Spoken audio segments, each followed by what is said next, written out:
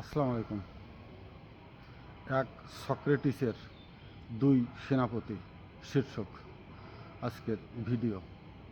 Socrates জানতেনই না যে তিনি বিশ্বের কত বড় মহান একজন দার্শনিক, বিশ্বখ্যাত একজন দর্শনবিদ, বিশ্বখ্যাত একজন সংগ্রামী, মানবিক গণতন্ত্রের জনক।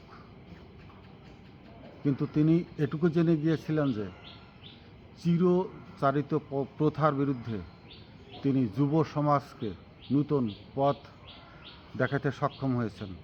মানুষকে সত্যকে সত্য, মিথ্যাকে মিথ্যা, দালালকে দালাল বলতে, এমনকি ধর্মের নামে যত অপধর্ম ছিল তার বিরুদ্ধেও মানুষকে সজাগ করেছিলেন।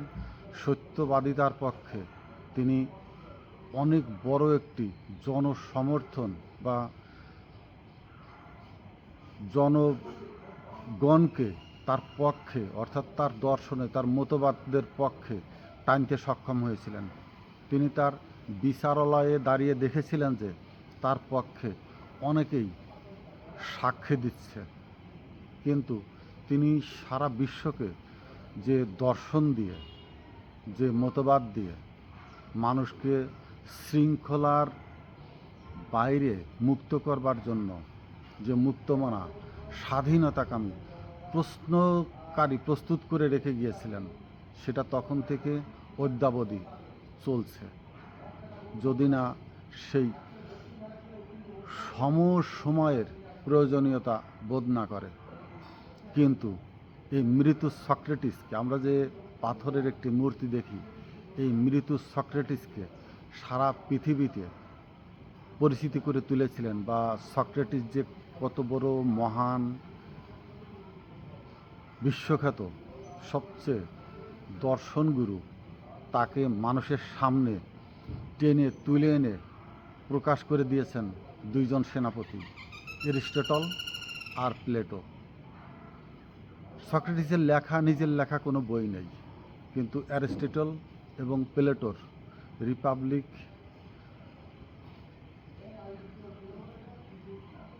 আর পলিটিক্স, এই দুইটি বইয়ের মাধ্যমেই মূলত সক্রেটিসের চরিত্রকে রূপায়ণ করা হয়েছে। অর্থাৎ এই দুইজন, এরিস্টটল এবং প্লেটো, এই দুইটি বই দিয়ে, পলিটিক্স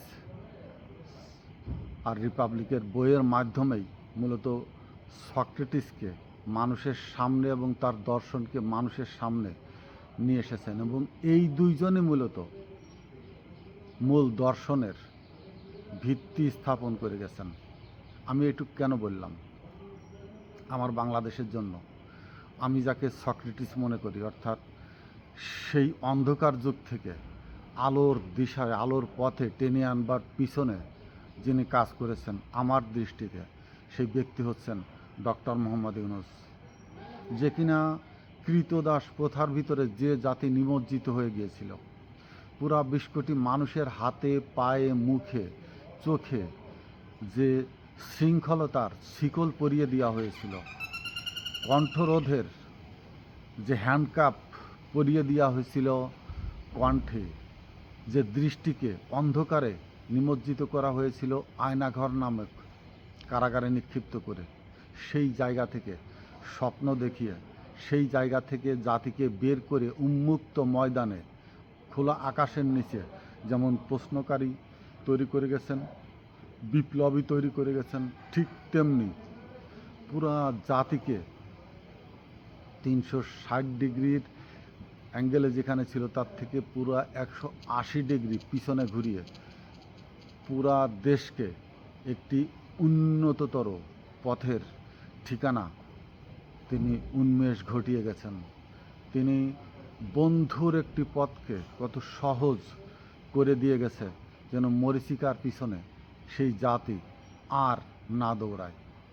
যে পথ তিনি নূতন জেনারেশনকে দেখিয়ে গেছেন, নূতন জেনারেশনকে যে স্বপ্নবাজ একটি ইয়াথ জেনারেশন বাংলার বুকে এই মুহূর্তে উপহার দিয়ে গেছেন, তৈরি করে দিয়ে গেছেন, তারা অন্তত বাংলাকে নিয়ে সত্যের সন্ধানে সারা বিশ্বের মানচিত্রের ভিতর তাদের সার্বভৌমত্বকে যে নূতন উন্নততর উচ্চ স্থানে যাদের মাধ্যমে ধাবিত করবেন, সেই দুই সেনাপতি অর্থাৎ এরিস্টটল এবং প্লেটোর ভূমিকায় দাঁড়িয়েছেন যে দুই মহানায়ক আমার দৃষ্টিতে দুই সেনাপতি।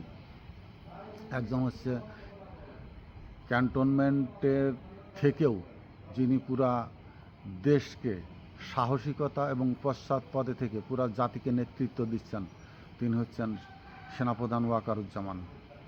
আর পুরা জাতির গণতান্ত্রিক ধারার রাষ্ট্রপ্রধান হয়ে সেই স্বপ্নকে কাঁধে বহন করে নিয়ে নিজে সেই দায়ভার নিয়ে পুরা জাতিকে টেনে নিয়ে সেই একই সোনালী সূর্যের পথে হেঁটে চলেছেন, তিনি হলেন গণপ্রজাতন্ত্রী বাংলাদেশ বর্তমানের সেনাপ্রধান তারেক রহমান।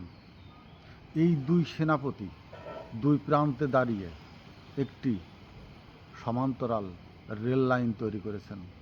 এই দুই সেনাপতি মিলে দেশকে সর্বাধিক ৫৫ বছরের ভিতরে সর্বাধিক একটি উচ্চতর স্থানে উপনীত করেছেন। আপনারা ভাবুন, বর্তমান সিচুয়েশনে, বর্তমান সময় জিওপলিটিক্স বলেন, সাউথ ব্লক বলেন, যেখানেই বলেন না কেন, ভারতকে কি এখন আর সেই উচ্চ মর্যাদায় বা সমমর্যাদার কাউকে ভারতের প্রধানমন্ত্রী নরেন্দ্র মোদী বা তাদের কোনো ব্যক্তি সেই পর্যায়ের ভূমিকা রাখার সক্ষমতায় আছে? মোটেই না। সারা বিশ্বকে নেতৃত্ব দিচ্ছে কয়েকটি দেশ মাত্র: আমেরিকা, তুরস্ক, ইরান, পাকিস্তান, চীন। আরেকজন আছে উত্তর কোরিয়ার, তিনি তার দেশ নিয়ে তার ভিতরে সীমাবদ্ধতায় আছে। তার দেশই পুরো একটি কারাগারের মতো করে রেখে তিনি সেখানে এমন একটি অবস্থা তৈরি করেছেন, বহির্বিশ্বে পা রাখার মতো বর্তমান সময়ে তার কোনো ভূমিকা নেই। কিন্তু আমি যাদের নাম বললাম, তুরস্ক, ইরান, পাকিস্তান, চীন, যারা সারা বিশ্বের দরজায় দাঁড়িয়ে কড়া নেড়ে নেড়ে বিশ্বকে সজাগ করছেন, নেতৃত্ব দিচ্ছেন, যাদের নেতৃত্বের প্রসার পৃথিবীব্যাপী, সেই মর্যাদার জায়গাতে কাদের মাধ্যমে সেই সারিতে, সেই চেয়ারের লাইনে তাদের সাথে হ্যান্ডশেক করা, তাদের সাথে বৈঠক করা, তাদের সাথে নিজের রাষ্ট্রকে নিয়ে চুক্তিবদ্ধে আবদ্ধ হওয়া, সমঝোতা করা, বিবৃতি দেওয়া, নূতন বাংলাদেশ গড়ার অঙ্গীকারে তাদের সাথে চুক্তিবদ্ধ হওয়া, এই পথটি কিভাবে কে তৈরি করে দিল? এতদিন আমরা যে অন্ধবিশ্বাসে ছিলাম, ভারত আমাদের মহাদেবতা, ভারত ছাড়া বাংলাদেশের চিন্তা ভাবনা অর্বাচীন, ভারত ছাড়া আমাদের কোনো বন্ধু রাষ্ট্রই নেই যারা বাংলাদেশকে নিয়ে ভাবে, বাংলাদেশের উন্নয়নের কথা বলে, বাংলাদেশের মানুষের জীবন উন্নয়নের জন্য চেষ্টা করেছেন। বড় ধরনের অনেক কথা আমরা ভারতকে নিয়ে ৫৫ বছর ধরে শুনে আসছি। কিন্তু ৫৫ বছর ধরে ভারত শুধু আমাদেরকে শোষণ করেছে। উচ্চতর কোনো অবস্থানে যাবার জন্য যেমন পথ দেখায়নি, সাথেও যেমন নিয়ে যায়নি, তেমনি দেশ থেকে নিরঙ্কুশভাবে চুষে অঢেল অর্থ এদেশ থেকে ভারতে নিয়ে গেছে এবং তার কতিপয় দালাল রাষ্ট্র সরকারের মাধ্যমে সেটি আরও ত্বরান্বিত হয়েছে। আপনি একবার চিন্তা করে দেখুন, আমি ওয়াকারুজ্জামান সাহেবকে পিছনে একটি শক্তিশালী দেয়াল ভেবে নিলাম, সামনে এগোচ্ছেন তারেক রহমান, যিনি রাষ্ট্রপ্রধান। তিনি প্রথমে গেলেন মালয়েশিয়াতে। মালয়েশিয়া সেই একটি রাষ্ট্র, দক্ষিণ এশিয়ার সবচেয়ে দৃষ্টান্তমূলক উন্নত জীবনযাপন, অর্থনৈতিক এবং বিদেশি শ্রম বাজারের বড় একটি রণক্ষেত্র সেখানে। সেই জায়গাটাতে গেলেন, তিনি উদ্বোধন করলেন তারেক রহমান। সেখান থেকে গেলেন চীনে, শি জিনপিংয়ের সাথে বৈঠক করা, তার পাশে বসা, তার সাথে দেশের নিরাপত্তা, দেশের ভবিষ্যৎ উন্নয়নে, অবকাঠামো সর্বময়, এমনকি অস্ত্র কারখানা থেকে শুরু করে তাদের দুজনের যে অভ্যন্তরীণ রুদ্ধ বৈঠক হয়েছে, এটা এক স্বাভাবিক জিনিস নয়। শি জিনপিংয়ের পাশে বসে মিটিং করা বাংলাদেশের একজন সরকার প্রধান হয়ে, এর আগে শেখ হাসিনা বা অন্য কেউ গেছেন, কিন্তু তারা শি জিনপিংয়ের সাথে যে ধরনের বৈঠক তারেক রহমান করেছে সেইটি করার উপযুক্ত পরিবেশ তৈরি করতে পারেননি কখনো। কিন্তু সেই পরিবেশ, সেই অবস্থান তারেক রহমান তৈরি করে নিয়েছেন, অর্থাৎ শি জিনপিংয়ের সারিতে তাকে নিতে সক্ষম হয়েছেন। মিডিয়া সারা বিশ্ব দেখেছে বাংলাদেশ চীন সরকারের সাথে দেশের উন্নয়ন থেকে শুরু করে সমরাস্ত্র থেকে শুরু করে দেশের নিরাপত্তা থেকে শুরু করে আরও অনেক অভ্যন্তরীণ সেনাবাহিনীর ট্রেনিং, জনশক্তি রপ্তানি, ব্যবসা বাণিজ্য, অর্থনীতি সর্বদিক দিয়ে, এমনকি স্বাস্থ্য খাতে চীন বড় ধরনের ডোনার হতে চলেছে, বিশ্বমানের হাসপাতাল তৈরিতে সম্মত হয়েছে। এই জায়গাটা যাওয়া এত স্বাভাবিক পথ ছিল না, এত স্মুথলি ঢুকে যাওয়া একেবারে সহজ ব্যাপার ছিল না। যেমন তারেক রহমান উদ্যোগ নিয়েছেন, তেমনি সেই উদ্যোগের পিছনে বড় একটি শক্তি আমি মনে করি ওয়াকারুজ্জামান সাহস জুগিয়ে যাচ্ছেন, বুদ্ধি দিয়ে, সহযোগিতা দিয়ে, সর্বময় দিয়ে। এটাকে ছোট করে দেখার নেই যে আমি বুদ্ধি দিয়ে বললাম বলে তারেক রহমান বুদ্ধিহীন না। একজন ঘনিষ্ঠ বন্ধুর প্রয়োজন আছে সব চিন্তা ভাবনার মাঝে এককভাবে সিদ্ধান্ত নেওয়ার আগে। একজন ঘনিষ্ঠ,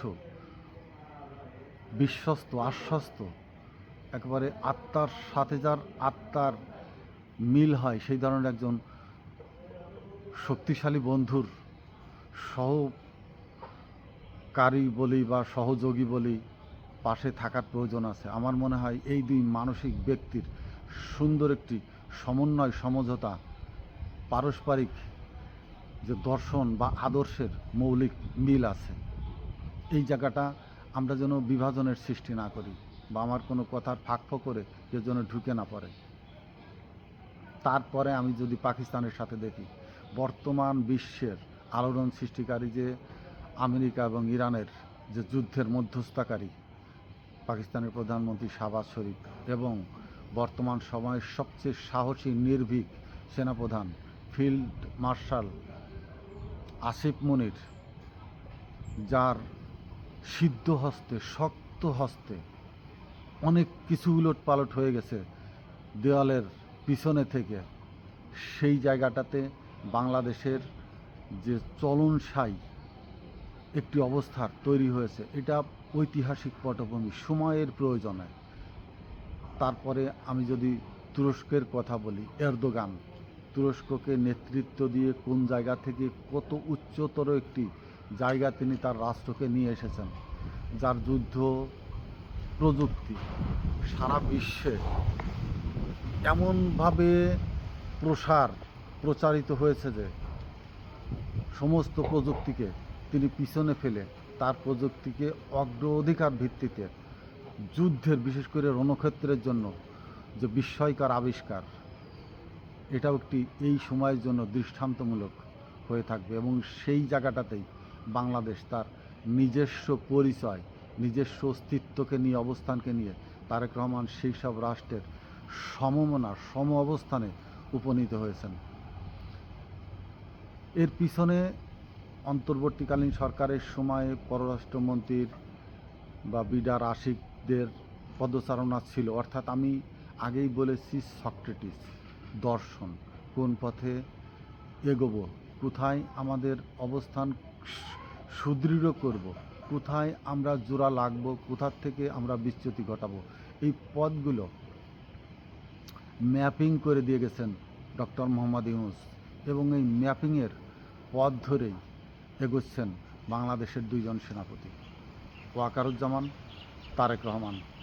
এই যে রাষ্ট্রকে তারা যে উন্নততর একটি স্বপ্নের পথে নূতন প্রজন্মকে দেখিয়ে দিয়ে যাচ্ছে, স্বপ্ন দেখাচ্ছে, স্বপ্নবাজ একটি জাতিকে প্রস্তুত করে দিয়ে যাচ্ছে, এই মহান ক্ষণ বাংলাদেশের ইতিহাস অবশ্যই অবিস্মরণীয় যেমন হয়ে থাকবে, ঠিক তেমনি নূতন পথ আবিষ্কার করে দিয়ে গেল ওয়াকারুজ্জামান। সকল চিন্তা ভাবনার বাইরে এসে তিনি বাংলাদেশকে, আমি এরপরে আরেকটি ভিডিও তৈরি করব যদি সময় পাই, যে বাংলাদেশকে কতটা মুসলিম ঘরোয়ানা ইসলামের ভিত্তি তিনি স্থাপন করে দিয়ে গেলেন।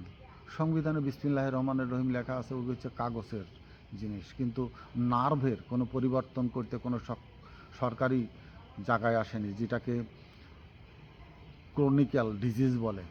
অর্থাৎ উপরে যাই থাক না কেন, আমাদের এমন কোনো পরিস্থিতি নাই যা দিয়ে আমাদের রাষ্ট্র যে মুসলিম রাষ্ট্র সেটার বহিঃপ্রকাশ ঘটানো যায়।